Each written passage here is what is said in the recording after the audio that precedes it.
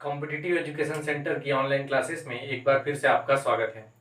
ये केमिस्ट्री का दूसरा वीडियो लेक्चर है। इसके पहले रासायनिक अभिक्रिया के बारे में मैंने पहले वीडियो लेक्चर में बताया हुआ है। अगर आप उसे नहीं देखा है तो एक बार प्लेलिस्ट में चेक करिएगा। ACF 2020 करके एक केमिस्ट्री का प्लेलिस्ट बना हुआ है जिसमें वो वीडियो आपको मिल जाएगा। साथ ही आने वाले सारे वीडियोस उस प्लेलिस्ट में ऐड होते जाएंगे। आज का जो हमारा टॉपिक रहेगा वह जो आपका सिलेबस देखेंगे तो उसमें पहला टॉपिक ही दिया है रासायनिक अभिक्रिया की दर के बारे में। तो रासायनिक अभिक्रिया की दर के बारे में आज हम लोग देखेंगे। इसके पहले जब मैंने रासायनिक अभिक्रिया के बारे में बताया था तो मैंने दो चीजों के बारे में बताया था, एक उत्पाद और दूसरा बताया था उत्पाद और एक है अभिकारक।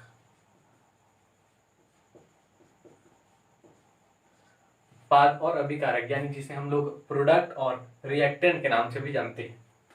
तो कोई भी रासायनिक अभिक्रिया होती है तो उसमें एक अभिकारक और एक उत्पाद तो उपस्थित रहते ही हैं।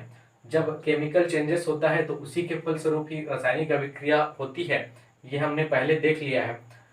एक चीज और मैं आपको यहाँ बता रहा हूँ, एक टर्म जो बार बार यूज होगा जब हम लोग रासायनिक अभिक्रिया की दर को भी स्टार्ट करेंगे तब, वह है सांद्रता या जिसे कॉन्सेंट्रेशन भी कहते हैं। सांद्रता या कॉन्सेंट्रेशन। और आगे जाएंगे तो जब हम लोग साम्यावस्था की स्थिति में जाएंगे तब हमें इसी के लिए ही सक्रिय द्रव्यमान या एक और शब्द सक्रिय मात्रा भी देखने को मिलेगा। सक्रिय मात्रा या जिसे इंग्लिश में एक्टिव मास कहते हैं। एक्टिव मास, ये सारी चीजें लगभग एक ही है। सांद्रता, सक्रिय द्रव्यमान, सक्रिय मात्रा और एक्टिव मास। ठीक है, सांद्रता और ये जो सक्रिय द्रव्यमान, सक्रिय मात्रा है, इसमें थोड़ा सा डिफरेंस होता है, उसको अभी हम लोग आगे देखेंगे। लेकिन पहले इसको देखते हैं जो बार बार यूज होगा ये होता क्या है। तो अभिक्रिया में एक साधारण मैं डेफिनेशन बता रहा हूं। अभिक्रिया में उपस्थित पदार्थ की ग्राम अणु संख्या प्रति लीटर कोई हम लोग उसकी सक्रिय द्रव्यमान या एक्टिव मास कहते हैं। अभी हम लोग जो यूज करेंगे रासायनिक अभिक्रिया के दर में तो वो सांद्रता शब्द यूज करेंगे इसी के लिए ही। ठीक है, तो एक बार मैं फिर से रिपीट कर रहा हूँ। अभिक्रिया में उपस्थित पदार्थ की ग्राम अणु संख्या प्रति लीटर को ही उसकी सांद्रता या सक्रिय द्रव्यमान कहते हैं। ठीक है, अब इसे थोड़ा मैथमेटिकल फॉर्म में लिखें तो मैंने इसको ब्रेक कर दिया। ये अभिक्रिया में उपस्थित पदार्थ की ग्राम प्लस उसका जो अणु संख्या दिया हुआ है इसी को ही हम लोग मोल भी कहते हैं। इसे देखिएगा मैं कैसे लिख रहा हूं। जो पदार्थ की मात्रा है, पदार्थ की मात्रा किसमें, ग्राम में, डिवाइडेड बाई जो उसका मॉलिक्यूलर वेट है, तो इसको लिख दे रहा हूं मॉलिक्यूलर वेट, और इसका वोल डिवीजन हो जाएगा ये लीटर, यानी ये शो कर रहा है आयतन को, आयतन। तो ये हो जाएगा एक्टिव मास का फॉर्मूला, यानी पदार्थ की मात्रा ग्राम में डिवाइडेड बाई इसका मॉलिक्यूलर वेट और उसका होल डिवीजन है एक उसका आयतन। इसको और थोड़ा सॉल्व कर लें तो ये पदार्थ की मात्रा ये ग्राम में और ये नीचे आ जाएगा मॉलिक्यूलर इसका वेट, मॉलिक्यूलर वेट इनटू ये आयतन। अब आयतन के लिए मैं यहाँ यूज कर रहा हूँ लीटर, लीटर। ठीक है, अब इसका अगर यूनिट निकालें, ये जो सक्रिय मात्रा है या सक्रिय द्रव्यमान है इसका यहाँ यूनिट देखेंगे तो यूनिट क्या हो जाएगा, ये है ग्राम और ये है इसका मॉलिक्यूलर वेट। इसको हम लोग एक साथ बोल सकते हैं मोल, मोल। यानी ये जो ऊपर वाला पार्ट है ये वाला पार्ट पूरा कहला रहा है मोल और ये है आयतन। तो इसको यूनिट लिख सकते हैं हम लोग मोल, और इसको अगर लीटर में लिखें तो ये हो जाएगा मोल लीटर का इनवर्स। ये बहुत ही इंपॉर्टेंट है, याद रखिएगा। सक्रिय द्रव्यमान का यूनिट पूछा जाए तो मोल लीटर का इनवर्स ये इसका क्या है, यूनिट है। इससे रिलेटेड न्यूमेरिकल भी पूछे जा सकते हैं। हालांकि पिछले में तो एग्जाम में तो नहीं पूछा गया है, लेकिन इसका एग्जाम जो न्यूमेरिकल है बहुत ही शॉर्ट फॉर्म में बनता है, तो हो सकता है उसको एग्जाम में पूछे जाने की संभावना है।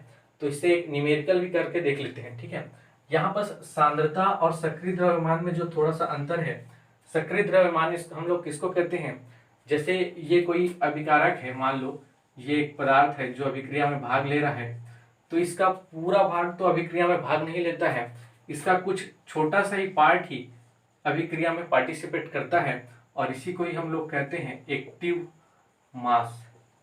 एक्टिव मास यानी जो पार्ट रासायनिक अभिक्रिया में एक्टिव है उसी को ही हम लोग एक्टिव मास कह रहे हैं। वैसे ही अगर अभी हम लोग उत्पाद की तरफ से आएंगे तो उत्पाद में जो भी एक्टिव पार्ट रहेगा उसी को ही एक्टिव मास कह रहे हैं, यानी पूरी चीजें रासायनिक अभिक्रिया में भाग नहीं लेंगी।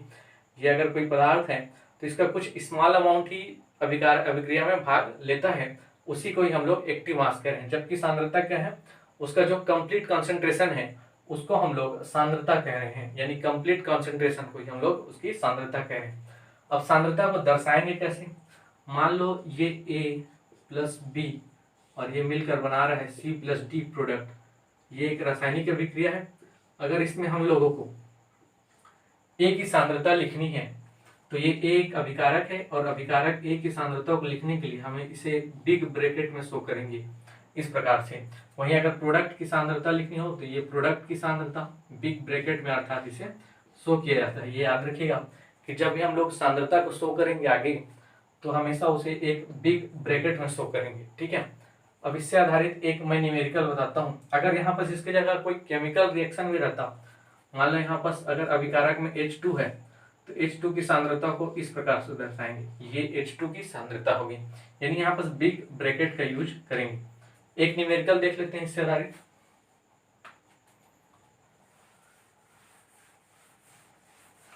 अभी हम लोग पढ़ रहे हैं वह है सक्रिय द्रव्यमान यानी एक्टिव मास के बारे में पढ़ रहे हैं, फिर आगे हम लोग जाएंगे रासायनिक अभिक्रिया की दर में।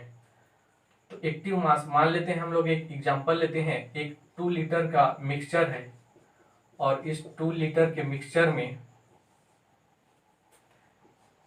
1 ग्राम हाइड्रोजन, 12.7 ग्राम आयोडीन और 12.8 ग्राम हाइड्रोजन आयोडाइड ये स्थित है, HI स्थित है। ये एक 2 लीटर वॉल्यूम का जो एक मिक्सचर है, यानी इसका आयतन कितना है 2 लीटर, और इसमें 1 ग्राम हाइड्रोजन, 12.7 I2 और 12.8 HI उपस्थित है। अब हमें इस मिक्सचर में से जो इंडिविजुअली हाइड्रोजन, आयोडीन और HI इन तीनों का क्या निकालना है, एक्टिव मास हम लोग अभी निकाल रहे हैं। एक्टिव मास यानी सक्रिय द्रव्यमान, ये हम लोग को निकालना है हाइड्रोजन, आयोडीन और HI का, ठीक है। तो ये क्या हो जाएगा, अभी मैंने फॉर्मूला बताया था, तो सक्रिय द्रव्यमान मतलब इसका फॉर्मूला मैंने बताया था मोल प्रति लीटर, और ये इसको ऊपर ले जाएंगे तो मोल लीटर की पावर -1। जबकि मोल को मैंने किस भाग में तोड़ा था, मोल को मैंने कहा था ये इसका जो ग्राम में वेट है डिवाइडेड बाय इसका जो मॉलिक्यूलर वेट है, मॉलिक्यूलर वेट इनटू इसका जो वॉल्यूम है। तो ये इस फॉर्मूले में अगर हम लोग इसको वैल्यू को पुट अप कर देंगे तो सिंपली हम लोग का जो एक्टिव मास है वो आ जाएगा। देखिएगा कैसे, सक्रिय द्रव्यमान निकालना है हमको, पहले देखते हैं H2 का। तो H2 को हम लोग एक बिग ब्रैकेट में लेंगे, ठीक है। अब इसको निकालना है तो ये कैसे निकलेगा, इसका ग्राम, जो इसका ग्राम कितना है, तो यहाँ पास दिया हुआ 1 ग्राम, तो यहाँ पास ले लेते हैं 1। ये मिक्सचर कितने का है, तो यहाँ पास वॉल्यूम 2 लीटर दिया हुआ है, तो यहाँ नीचे में ले लेते हैं 2। अब इसका मॉलिक्यूलर वेट देखिएगा, आप सभी जानते हैं कि हाइड्रोजन का मॉलिक्यूलर वेट कितना होता है 1, लेकिन यहाँ पास 2 एटम्स है हाइड्रोजन के, तो उसका मॉलिक्यूलर वेट कितना हो जाएगा 2, तो ये हो जाएगा 1/4, या इसको लिख सकते हैं 0.25 mole litre to the power -1। ये यूनिट याद रखिएगा, mole litre to the power -1, ठीक है। ये तो आ गया हाइड्रोजन के लिए। अब देखते हैं आयोडीन के लिए, सेम ऐसे ही निकालेंगे। अगर हाइड्रोजन का हम लोगों को सक्रिय मात्रा निकालना है तो क्या हो जाएगा, यहाँ पर फिर से लेंगे, इसका मॉलिक्यूलर वेट कितना दिया हुआ है, इस बार दिया हुआ 12.7, तो यहाँ 12.7 नीचे में लेते हैं इसका जो मॉलिक्यूलर वेट, यहाँ पर तो ये ग्राम में दिया होता है इसका वेट था, अब मॉलिक्यूलर वेट लेना है। तो जो आयोडीन होता है इसका एटॉमिक मास होता है 127, ठीक है। और यहाँ पर भी देखेंगे आप तो आयोडीन के 2 एटम्स हैं, तो 127 इंटू 2 254 इसका मॉलिक्यूलर वेट हो गया। और वॉल्यूम फिर से यहाँ दिया है 2 लीटर, तो फिर से यहाँ ले लेते हैं 2। अब इसको सॉल्व करेंगे तो ये हो जाएगा 127, इसको लिख लेते हैं और नीचे में 10 लगा देते हैं। 254 इंटू 2, ये कैंसिल हो जाएगा 2 बार में, और ये हो जाएगा 1/40, या इसको कैंसिल करेंगे तो 0.025 mole litre to the power -1, ये आ जाएगा वैल्यू इसका। बहुत ही इजी है। अब फिर से एक बार ट्राई करते हैं HI का, यानी हाइड्रोजन आयोडाइड का। तो फिर से इसके लिए देखते हैं,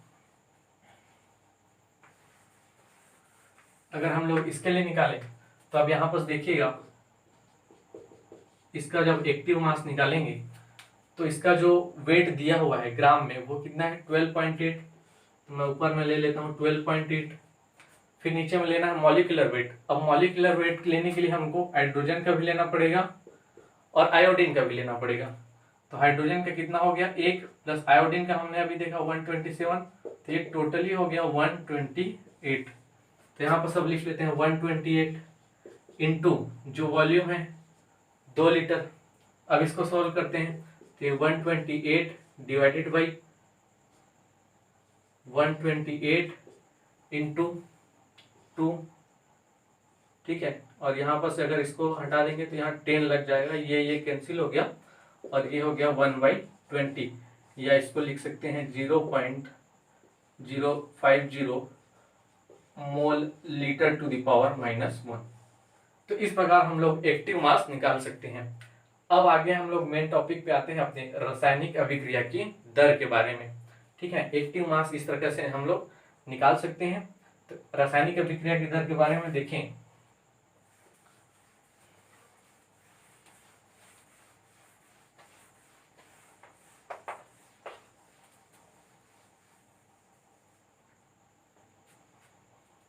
तो रासायनिक अभिक्रिया की दर क्या होती है।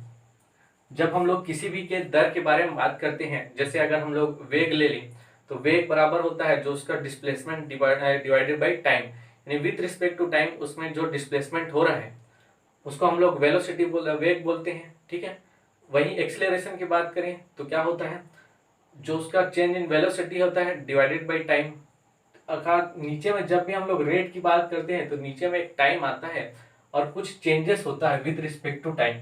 तो यहाँ पर जो चेंज होगा वो क्या होगा, सांद्रता में परिवर्तन, सांद्रता में परिवर्तन। और किसके सांद्रता में परिवर्तन, तो जो अभिकारक है वह उत्पाद है, तो अभिकारक और उत्पाद के सांद्रता में परिवर्तन विथ रिस्पेक्ट टू टाइम, इसे हम लोग कहते हैं रासायनिक अभिक्रिया की दर, ठीक है। अब इसे अगर एक डेफिनेशन की फॉर्म में समझें तो समय के साथ अभिकारक या उत्पाद की जो सांद्रता में परिवर्तन हो रहा है उसे हम लोग रासायनिक अभिक्रिया की दर कहते हैं। एक बार फिर से मैं रिपीट कर रहा हूँ, जो समय के साथ अभिकारक और उत्पाद की, यानी जो अभिकारक यूज हो रहा है और जो उत्पाद बन रहा है उसकी सांद्रता में जो भी परिवर्तन होगा उसे हम लोग रासायनिक अभिक्रिया की दर के नाम से जानते हैं।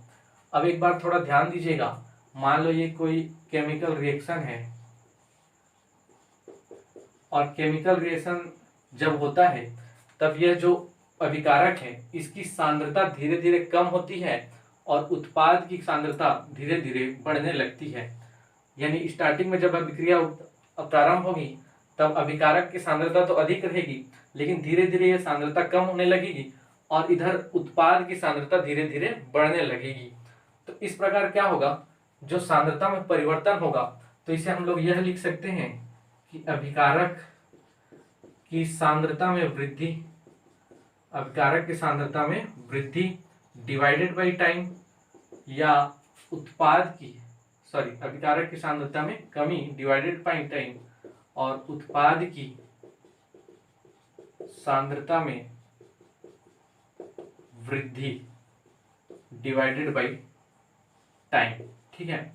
ये हमारा रासायनिक अभिक्रिया की दर है। अगर इसे मैथमेटिकल फॉर्म में करें तो सांद्रता को हम लोग जैसे ये ए के लिए ले रहे हैं तो अभिकारक ए के लिए क्या हो जाएगा, इस प्रकार से डेल यहाँ शो कर रहा है परिवर्तन को, ये क्या दर्शा रहा है परिवर्तन को, और ये स्मॉल टाइम dt ले लेते हैं, ठीक है। वही अगर b के लिए लिखें तो ये हो जाएगा, ये ब्रैकेट में सांद्रता इसकी b, और ये हो जाएगा डेल डिवाइडेड बाई dt। ऐसे ही उत्पाद के लिए लिखें तो ये डेल c अपॉन dt, और ये डेल d अपॉन dt।